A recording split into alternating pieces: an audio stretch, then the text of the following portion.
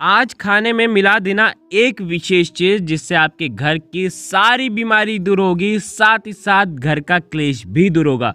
नमस्कार दोस्तों, स्वागत है एक बार फिर आप सभी का शिव पुराण के उपाय में।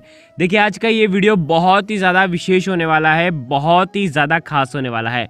आज है शुक्ल पक्ष की द्वितीय तिथि और आज करने वाले 3 विशेष उपाय। गुरुवार का दिन है, 28 दिसंबर का दिन है, साल का अंतिम गुरुवार, साल की अंतिम शुक्ल पक्ष की द्वितीय तिथि। 3 विशेष उपाय, पौष का पवित्र महीना, पौष का पहला गुरुवार। देखिए, सबसे पहला जो उपाय होगा वो कुंदकेश्वर महादेव के नाम से जल पी लेना और बीमारी हो जाएगी दूर। पहला उपाय बहुत ही ज़्यादा विशेष है। दूसरा उपाय, हाटकेश्वर महादेव के नाम से खाने में मिला देना एक चीज़, ग्रह क्लेश हो जाएगा दूर। और तीसरा उपाय, त्वचा संबंधित कोई भी रोग होगा, शरीर में रोग है, दाग धब्बे हैं, उन्हें दूर करने के लिए एक विशेष उपाय शुक्ल पक्ष की द्वितीय तिथि का। 3 बहुत ही प्यारे से उपाय के बारे में आज के इस वीडियो में हम आपको बताने वाले हैं। ये तीनों उपाय पूज्य गुरुदेव पंडित प्रदीप जी मिश्रा की ही कथा सुन करके, समझ करके समझाने का पूरा प्रयास करूंगा। लेकिन उससे पहले आप सभी से रिक्वेस्ट करता हूं, चैनल पर अगर पहली बार आए हैं तो चैनल को जरूर सब्सक्राइब करें और कमेंट में श्री शिवाय नमस्तुभ्यम जरूर लिखें। देखिए, एक एक करते हुए हम उपायों को समझेंगे। सबसे पहला उपाय है कुंदकेश्वर महादेव का एक विशेष उपाय जो कि आपकी बीमारियों को दूर करेगा। कैसे करना है समझना। घर में रोग है, घर में किसी भी व्यक्ति को रोग है तो मात्र आपको जल का आचमन करवाना है। कैसे करवाना है समझना। इस उपाय के लिए आपको क्या क्या चीज़ लेना है पहले ये समझ लो। आपको मात्र एक बेलपत्र लेना है, ठीक है, सिर्फ एक बेलपत्र। अब बेलपत्र खंडित नहीं होना चाहिए। बेलपत्र भगवान शिव के ऊपर चढ़ा हुआ बेलपत्र भी आप उपयोग में ले सकते हैं। साथ में लेना है तांबे के पात्र में 1 लोटा जल, ठीक है, और साथ में लेना है एक खाली पात्र। ये तीनों सामग्री लेकर के आपको महादेव के मंदिर में जाना है। अब देखो, ये उपाय पूज्य गुरुदेव ने बताया है कि जितने भी रोग मुक्ति के उपाय हैं ये आप किसी भी दिन कर सकते हैं, चाहे सोमवार के दिन करना चाहो, गुरुवार के दिन करना चाहो, शनिवार के दिन करना चाहो, जब आपकी इच्छा हो तब आप ये उपाय कर सकते हैं। कैसे करना है, आपको सबसे पहले भगवान शिव के मंदिर में जैसे ही जाओगे ना, आपको हाथ में बेलपत्र रखना है और आपके घर में जो भी व्यक्ति बीमार है, जिसके लिए भी आप ये उपाय कर रहे हैं ना, उसका स्मरण करना है, उसका नाम और उसकी गोत्र बोलना है, उसका मन ही मन में स्मरण करना है और महादेव से प्रार्थना करना है कि ये जो मेरा बालक है, ये जो मेरे घर का व्यक्ति है, ये बार बार बीमार पड़ जाता है और इसके रोग के लिए आज मैं ये उपाय कर रहा हूँ। ऐसे मन में आपको धारणा कर रही है और उसके बाद ये जो बेलपत्र है जिसका चिकना वाला साइड नीचे होना चाहिए और ये जो बेलपत्र है माता अशोक सुंदरी वाले स्थान पर आपको रख देना है। जब आप अर्पित करोगे तब आप ये जो बेलपत्र देखोगे ना, तो इसकी जो डंडी होगी वो भगवान शिव की तरफ होनी चाहिए, ठीक है। देखो, वीडियो के अंदर हर एक चीज बताने का प्रयास करते हैं।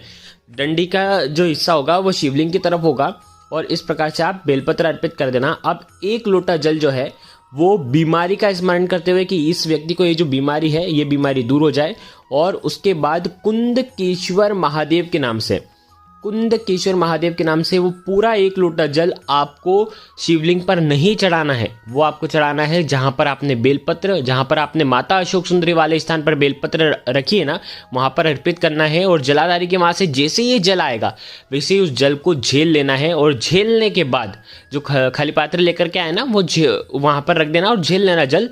और उसके बाद महादेव से विनंती करना, ये रोग मुक्ति के लिए मैं लेकर के जा रहा हूँ, आप आशीर्वाद दें और ये इसके जीवन के जो भी समस्त रोग हैं ये सब दूर हो जाएं। ऐसी कामना करते हुए ये जल लेकर के आ जाना और घर में उस व्यक्ति को इस जल का आचमन कुंदकेश्वर महादेव के नाम से करवा देना। बस इतना सा उपाय करना है। और थोड़ा सा जल आप उसके शरीर पर छिड़क भी सकते हैं। थोड़ा सा जल पी लेना, थोड़ा सा जल छिड़कवा देना। बस इतना सा उपाय करना है। उस व्यक्ति की जो भी बीमारी होगी वो निश्चित ही महादेव की कृपा से दूर हो जाएगी। ये हो गया पहला उपाय।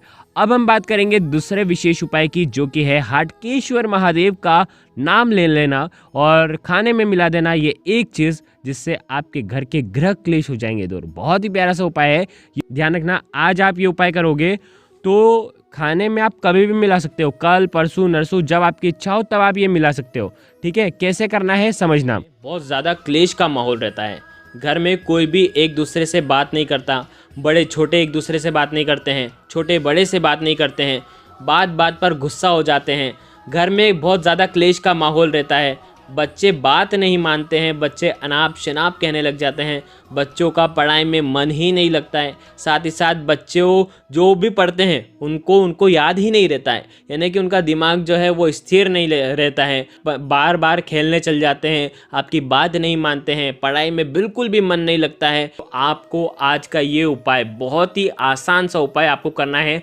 मात्र आपको खाने के अंदर कुछ ऐसी विशेष चीज़ मिला देनी है जिससे उनका ये जो गुस्सा है वो शांत हो जाएगा। साथ ही साथ ये आप बड़ों को भी खिला सकते हैं ताकि उनका भी जो गुस्सा है वो भी शांत हो जाएगा। यानी कि आप आपके पति के लिए भी ये उपाय कर सकते हैं, आपके बच्चों के लिए भी उपाय कर सकते हैं, या घर में यदि घर में सभी लोग गुस्से में रहते हैं तो उन सभी के लिए भी ये उपाय कर सकते हैं। ये उपाय बहुत ही खास है और बहुत ही आसान सा उपाय है। माता अशोक सुंदरी का विशेषकर बेलपत्री का ये उपाय है। देखिए बहुत ही आसान सा उपाय है। देखिए आपको लेना है 5 बेलपत्र। आप 5 बेलपत्र जो लेंगे, विशेष ध्यान रखना वो बेलपत्र खंडित नहीं होने चाहिए, ठीक है। अच्छे से छोटे से प्यारे से 5 बेलपत्र लेना और साथ में लेना एक तांबे के पात्र के अंदर जल। ये दोनों चीज़ लेकर के आपको भगवान शिव के मंदिर में जाना है। मात्र 5 बेलपत्र लेना है और एक तांबे के पात्र के अंदर जल लेकर के आपको भगवान शिव के मंदिर में जाना है।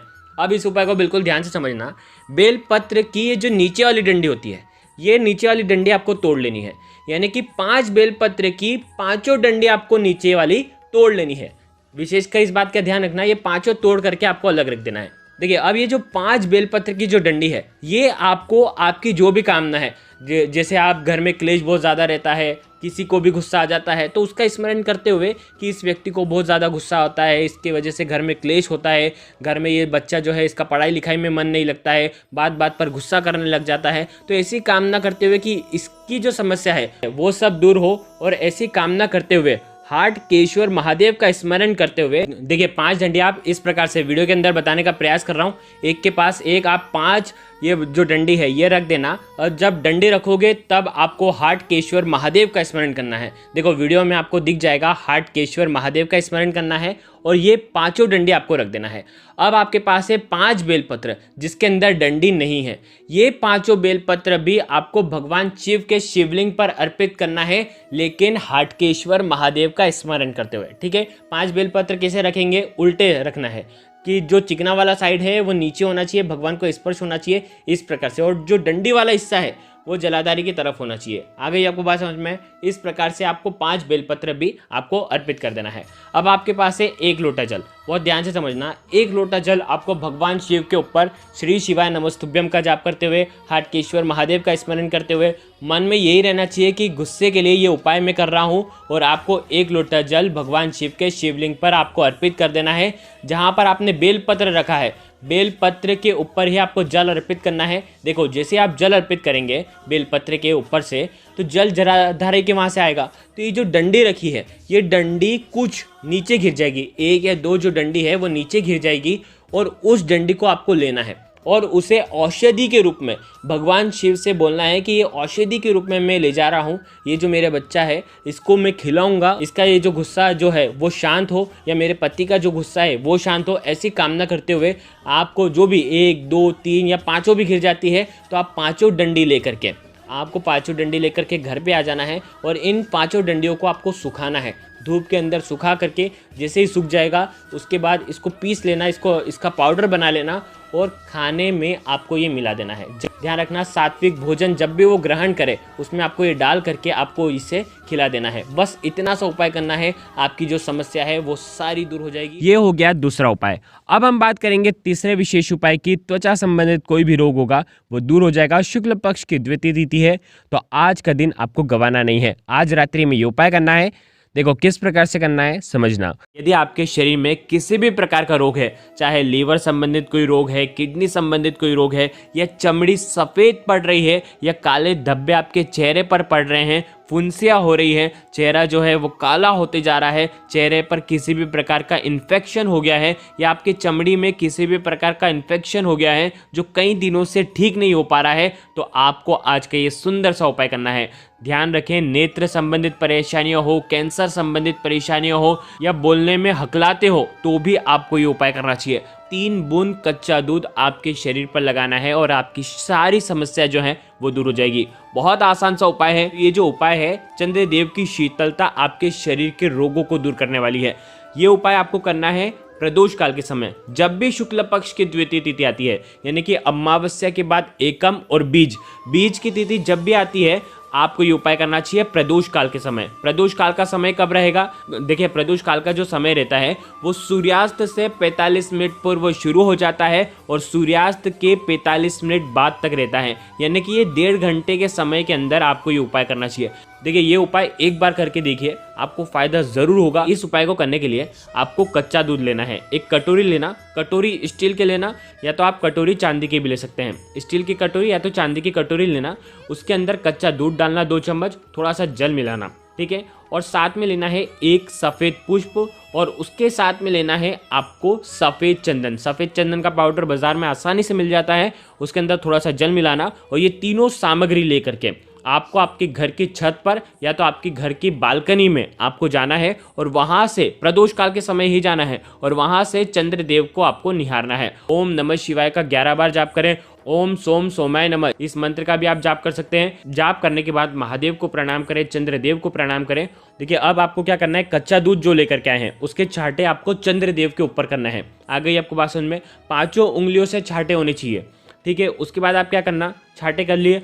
उसके बाद आपको क्या करना है, जो सफ़ेद पुष्प लेकर के आए हैं, सफ़ेद पुष्प कोई सा भी पुष्प हो चलेगा, सफ़ेद पुष्प होना चाहिए और वो पुष्प आपको कच्चे दूध के अंदर डालना है और उससे भी फूल से भी आपको छिड़काव करना है चंद्रदेव के ऊपर और फूल आपको अर्पित कर देना है चंद्रदेव को। देखिए, उसके बाद आपको क्या करना है, जो सफ़ेद चंदन होगा, जो सफ़ेद चंदन जिसके अंदर थोड़ा सा आपने जल मिलाया है, उस सफ़ेद चंदन के भी आपको छिड़काव चंद्रदेव के ऊपर आपको करना है, ठीक है। चंद्रदेव के ऊपर छिड़काव कर दिया।